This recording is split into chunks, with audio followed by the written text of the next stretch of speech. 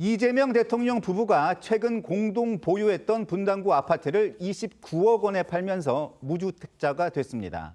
하지만 아파트를 산 사람의 명의로 소유권이 이전된 이 분당 아파트에 이 대통령 부부가 17억 7천만 원의 근저당을 설정한 사실이 드러나면서 논란이 일고 있는데요. 야권에선 편법 매도라는 비판이 쏟아지는 상황입니다. 문승준 기자, 먼저 매도 계약 언제 어떻게 된 겁니까? 네, 이 대법원 등기등본을 보면요. 이 대통령 부부가 공동 보유했던 이 분당 아파트는 지난 14일 29억 원의 매매가 이루어졌고요. 또 소유권 이전 등기는 지난 16일 50대 매수인 김모 씨와 조모 씨 공동 명의로 이전됐습니다. 이 과정에서 이 대통령 부부는 이 매수인들을 대상으로 채권 최고액인 17억 7,700만 원의 근저당권을 선정한 것으로 드러났는데요. 매수자들은 10월 말까지 잔금을 치르기로 한 것으로 알려졌습니다. 이 아파트 매매가 이루어진 지난 14일 국무회의에서 집이 팔린 사실을 언급했던 이재명 대통령 발언도 들어보겠습니다. 그게 얼마 정도면 적정하냐. 20억, 30억, 40억, 50억, 60억, 70억, 80억, 90억 있는데 그냥 앞 글자 한번 눌러보시면 어떻겠나. 30억 써주신 분들이 많아요. 근데 그중에 제일 많은 게 30억이에요? 그렇습니다. 의외네. 한 50억 할 줄 알았는데. 20억도 네. 꽤 많습니다. 20억도 많아요? 예. 그거 하면 우리 큰일 날 것 같은데. 네, 제가 드린 말씀은 없는 것 같습니다. 여기 20억 넘어요?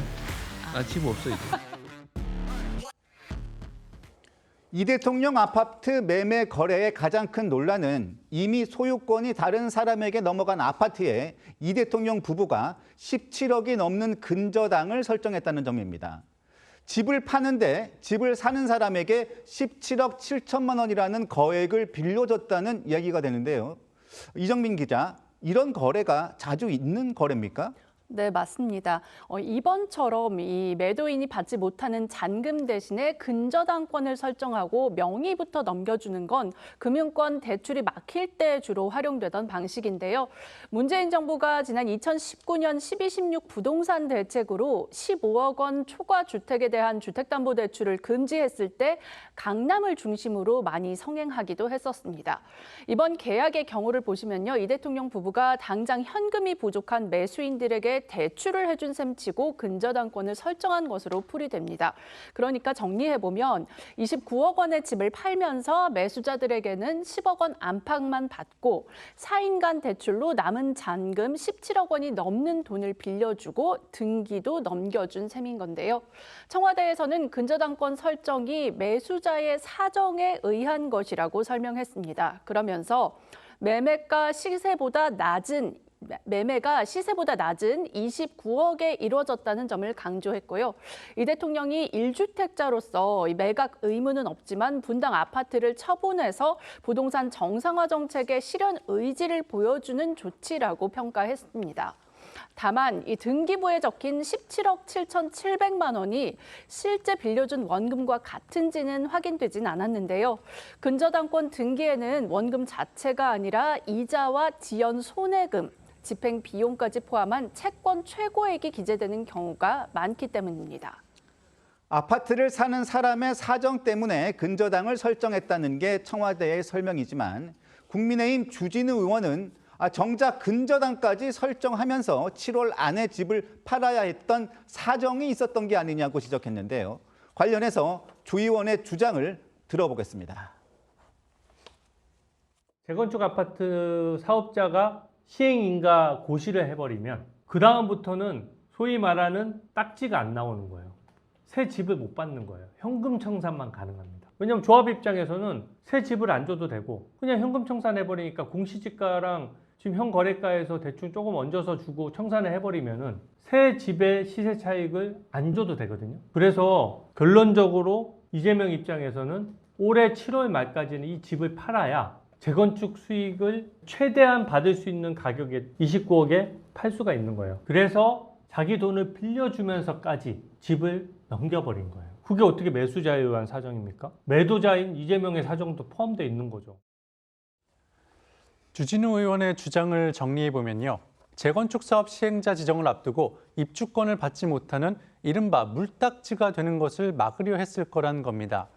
이 대통령이 매도한 아파트는 대규모 재건축 사업인 1기 신도시 선도지구로 선정돼 이달 말 사업 시행자 지정 고시를 앞두고 있습니다.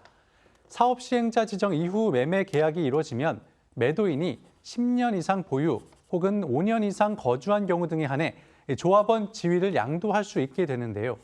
이 대통령은 1998년 이 아파트를 취득했지만 공동 명의자인 김 여사가 2018년 11월 지분의 2분의 1을 증여받아 아직 10년 보유 요건을 채우지 못한 상태입니다.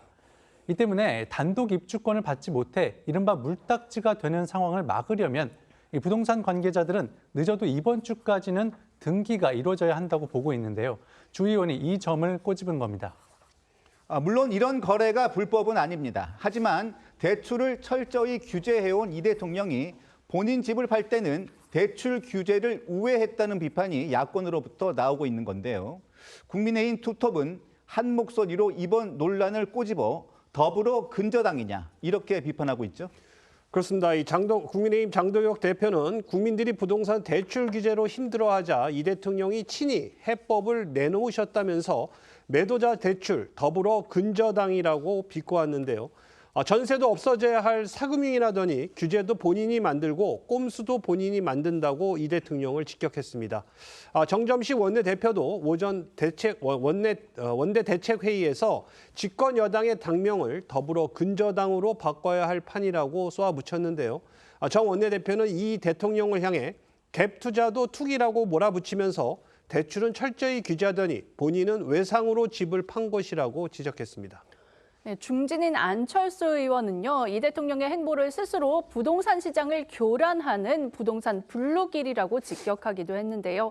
25억 원 초과 주택의 은행 대출은 2억 원에 불과한 상황에서 이 대통령 본인이 자기 집을 팔 때는 사금융으로 사채를 주고 매수자에게는 갭 투자의 길을 열어준 것이라고 꼬집었습니다.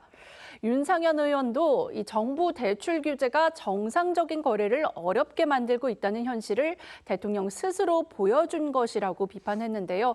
관련해서 국민의힘에서 나온 목소리 직접 들어보시죠. 이재명 대통령이 드디어 성남 분당 아파트를 29억 원에 팔았는데 그 방법이 아주 기상천외합니다. 더불어 근저당으로 바꿔야 할 판입니다. 이렇게 본인 집으로 서민을 농락하고 국민을 우롱하는 대통령은 처음 봤습니다. 근저당을 설정을 하시고 참 이게 암암리에 이루어졌었던 일들이라고 하지 않습니까? 그런데 대통령께서 이게 17억 7천만 원을 근저당을 설정을 해놓고 이걸 매각을 했다고 한다면 앞으로 국민들이 이런 방법으로 우리도 하자, 이게 오히려 더 광고를 해준 효과가 있지 않나. 정상적인 방법이 아니지요. 많은 분들이 은행에 대출을 좀 열어달라 이렇게 얘기를 했어요. 시장의 기능에 맡겨서 이 부동산이 정상화되도록 가야지 국민들이 볼 때 어떻게 보겠습니까? 이런 가운데 개혁신당 이준석 대표는 왜 하필 그런 복잡한 조건을 가진 매수자에게 집을 판 것인지 이 대통령과 매수자의 관계에 의문을 제기해 눈길을 끌었습니다. 네, 이준석 대표는 자신의 SNS를 통해 이재명 대통령의 분당 아파트는 조금만 싸게 내놔도 충분한 자금을 보유한 매수자를 구할 수 있었을 거라고 지적하면서 왜 근저당을 설정해야 할 정도로 복잡한 조건을 가진 매수자와 계약을 했는지 의문을 나타냈습니다. 그러면서 혹시 매수자가 이 대통령의 지인이냐고 물었습니다. 다만 이런 의문에 대해 매수자 중 한 명인 조모 씨는 조선일보와의 통화에서 이 대통령의 지인이나 특별한 관계가 아닌 그냥 동네 이웃이라고 설명한 것으로 전해졌습니다. 또 조 씨는 거래 과정에서 청와대와 소통한 적이 없고 부동산과만 대화했다면서 부동산을 통한 정상적인 거래였다고 밝혔다고 하는데요. 머니투데이에 따르면 분당구청도 고액 근저당 설정과 토지거래 허가를 비롯한 부동산 거래 신고 과정에 아무런 특혜나 문제가 없다는 입장을 밝힌 것으로 전해졌습니다. 실제로 법적으로는 문제가 없는 사안이지만 대신 금융권에선 대통령이 부동산과 대출 규제 최종 책임자라는 점에서 거래 조건을 일반인보다 더 투명하게 밝혀야 한다는 목소리도 나옵니다. 이렇게 야권에서 편법 매도라고 공세를 집중하자 여권에서는 집을 시세보다 싸게 팔아도 트집을 잡는다고 맞받았는데요. 민주당 전용기 의원 발언 들어보겠습니다. 이재명 대통령께서 30년 가까이 실거주한 주택을 시세보다 저렴하게 매각하셨습니다. 안 팔았을 때는 안 팔았다고 비난하더니 팔았더니 팔았다고 비난합니다. 그냥 당명을 비난의 힘으로 바꾸시길 추천합니다. 다만 이 민주당에서는요, 이번 논란과 관련해 야권에서 총공세에 나선 것에 비해 당 차원의 대응은 자제하는 분위기입니다. 이재명 대통령은 오전 국무회의에서 근저당 설정 논란에는 특별한 언급 없이 이틀 앞으로 다가온 부동산 대토론회를 예고하면서 이 부동산 시장 정상화 의지를 거듭 강조했습니다. 들어보겠습니다. 불법과 편법이 동원되는 부동산 불로소득은 우리 사회의 공정, 상식을 파괴하고 국민 통합을 저해하는 가장 큰 주범이 됐습니다. 망국적인 부동산 공화국에서 벗어나 국민 주거 안정과 생산적인 경제 발전으로 나아가기 위해서 우리 국민들의 목소리를 겸허하게 경청하고 또 그 속에서 실현 가능한 대안들, 대책들을 만들어내 보겠습니다. 네, 먼저 조현삼 민주연구원 부원장님께 질문 먼저 드릴게요. 자, 집주인이 근저당을 거는 방식으로 매수인에게 돈을 빌려주는 거, 이걸 가지고 지금 야권에서는 일종의 편법 대출이라고 지적을 합니다. 자, 이 때문에 이 대통령이 자신이 만든 규제를 이렇게 피해가면서 이익을 챙긴다는 비판을 지금 야권에서 하고 있거든요. 이거 어떻게 보십니까? 이것을 쟁점으로 삼는 건 좀 지나친 게 아닌가 싶어요. 이것이 이재명 대통령만의 그런 거래 방식도 아니라고 하지 않겠습니까? 거래 자금이 매매 대금이 부족한 경우 매수인이 그런 부족한 자금에 대해서 이와 같은 근저당을 설정하는 경우가 있다고는 하죠. 관계 기관에서도 이런 것들이 탈법적인 요소가 없다라고 판단한 거 아니겠습니까? 그렇다고 한다면 이것이 중요한 것이 아니라 이재명 대통령 국정 운영의 최고 수반으로서 지금 부동산 시장을 안정화하겠다는 그 의지를 이번 매매를 통해서 보여준 거 아니겠습니까? 30년 동안 살았던 집이에요. 부부가 함께 공동 명의로 가지고 있는 그런 아파트를 이번에 처분하게 된 겁니다. 심지어 시세보다 더 저렴하게 내어놨고요. 그 금액으로 거래가 되었어요. 이미 부동산 계약서도 확인이 된 부분도 있는 것이죠. 거래 대금도 확인이 되었습니다.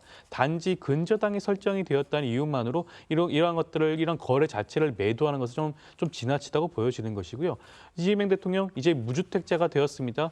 사실상 실거주 1주택자였기 때문에 처분할 의무도 없었어요. 어떠한 세제 혜택도 누릴 수가 있는 그런 것도 아닙니다. 그럼에도 불구하고 이것을 처분했다는 진정성에 초점을 둬야 되는 것이지, 이것 처분 과정에서 매수인의 사정으로 인해서 근저당이 설정되었다는 이유만으로 비판하는 것은 좀 지나친 게 아닌가 싶습니다. 그 진정성 그 부분을 말씀하시니까 하나 더 여쭤보는데요. 7월 말에 빠르면 7월 말에 부동산 관련된 세금 조정이 있을 가능성이 큽니다. 특히 장기 보유 특별공제 폐지 가능성이 높잖아요. 그런데 이번에 이재명 대통령이 이 아파트를 팔면서 시세 차익이 20억 원 안팎이 정도가 된단 말입니다. 근데 장특공 혜택을 받으면서 상당한 이 시세 차익에 따른 장특공 혜택을 받거든요. 근데 굳이 이 시점에 이걸 팔면서 혜택을 받는단 말입니다. 그리고 그 이후에 이 장특공이 폐지되면 이 혜택을 고스란히 받는 이재명 대통령은 이 혜택을 받고 그다음에 폐지가 되면 다른 국민들 못 받게 되는 그런 상황에 대해서는 어떻게 생각하시죠? 장특공 공제라든가 여러 가지 세제안에 대해서 이재명 대통령께서 갑자기 말씀하신 건 아니지 않습니까? 올 초부터 충분히 그런 얘기들이 충분히 나왔어요. 여러 가지 안들에 대해서는 얘기가 충분히 나왔던 부분도 있고 보도도 충분히 되었습니다. 이재명 대통령께서 지금 당장 이 아파트를 지금 즉시 처분을 한 것도 아니에요. 과거에 여러 가지 그런 부분들에 대해서 지적이 있다 보니 이미 매도를 하겠다라고 매물로 내어나왔던 그런 부동산입니다. 만약에 그런 부분들의 의식을 했다? 만약에 내가 세제 혜택을 더 보기 위해서 했다? 그것보다는 오히려 세제 혜택을 더 보기 위해서라면 제 생각엔 차라리 처분하지 않았을 것 같아요. 처분하지 않고 이것을 보유하는 것이 부동산 시장을 살펴봤을 때는 이재명 대통령께서 더욱더 이득되는 그런 결과일 수도 있는 거 아니겠습니까? 그럼에도 불구하고 이것을 처음부터 애초부터 여러 가지 그런 이득되는 부분들을 이익 때문에 더 이상 생각하지 않고 처분하겠다는 의지를 보여준 겁니다. 그리고 그 시점이 공교롭게도 지금 이달에 체결이 매도가 마무리되었다는 부분들이라고 할 수가 있는 것이죠. 물론 말씀하신 것처럼 세제안이 이달 말에 될 수가 있는 부분도 있고요. 이래서 어찌됐건 일정 부분 혜택을 볼 수도 있습니다. 그것이 이재명 대통령만을 위한 것은 아니고요. 모든 국민들 이런 부분들에서 공동으로 아마 혜택을 볼 수 있는 부분도 있지 않을까 말씀을 좀 드리고 싶습니다. 네, 이 의원님, 이 근저당 문제가 자꾸 야당에서 편법 대출 얘기가 나옵니다. 어떻게 보십니까? 그런 매도자가 근저당을 설정하고 집을 판다. 이건 매우 이례적인 일이죠. 이거 일반적으로는 이런 형태의 거래를 않죠. 더구나 이게 1, 2억도 아니고 10억이 훨씬 넘는 돈, 엄청나게 큰 돈 아니겠습니까? 그리고 10억이라고 합니다. 네. 서민들은 또 이게 대부분 잔금을 받아서 다른 집을 사는 이게 일반적이란 말이에요. 근데 이제 아무래도 이재명 대통령은 이제 청와대에 계시기 때문에 그런 뭐 불효불급하게 급한 돈이 필요하지는 않겠지만 그러나 서로 매수자와 매도자가 서로 알지 못하는 상황에서 서로 믿고 근저당을 설정하고 집을 판다, 명의를 넘겨준다. 이건 일반적으로 이해하기가 어려운 상황이고요. 저는 매수자가 뭐 특별한 사정이 있다고 하는데 그 사정도 국민들이 이해할 만한 것이었으면 설명했어야 된다고 봐요. 예를 들면 내가 살고 있는 집을 팔아서 잔금을 받는다. 그러니 그때까지 몇 달만 좀 참아달라. 이런 거 같으면 설명을 했을 텐데 그런 것도 아닌 것 같고 그래서 많이 국민들이 볼 때 좀 의아하게 생각하는 그런 측면이 있을 것 같고요. 저는 이 대통령께서 집을 이렇게 파는데 이렇게 여러 가지 복잡한 과정 또 국민들로부터 여러 가지 의심을 받는 이런 상황의 거래가 이루어진 것이 역설적으로 보면 대한민국의 부동산 시장이 얼마나 팔기도 또 사기도 어려운가 하는 걸 보여주는 그런 장면이라고 저는 생각을 합니다. 그런 측면에서 지금 우리 서민들은 집 한 채 가지고 팔지도 사지도 못하게 하는데 이제 앞으로 또 보유세까지 강화한다는 거 아니겠습니까? 이런 상황에서 국민들은 너무 진짜 어려운 상황에 처해 있는데 정말 이 부동산 대토론회를 뭐 며칠 후에 한다고 그러니까 우리 국민들의 편에서 어떤 게 하는 것이 부동산을 안정시키고 또 집 없는 서민들에게 어떤 희망을 줄 것인가 하는 부분을 좀 구체적으로 내놓을 필요가 있겠다 그런 생각이 듭니다.